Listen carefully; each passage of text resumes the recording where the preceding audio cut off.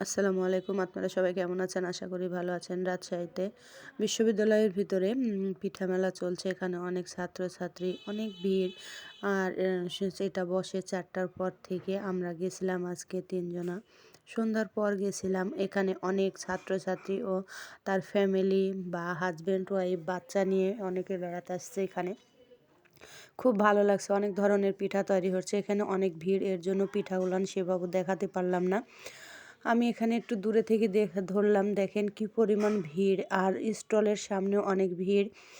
সেভাবে কথা বলা যাচ্ছে না। ধুপি আদমের অনেক ধরনের পিঠা, পুলি পিঠা, ভাজি পিঠা, আন্দোসা, পাটিসাপটা, অনেক ধরনের পিঠাই এখানে তৈরি হচ্ছে।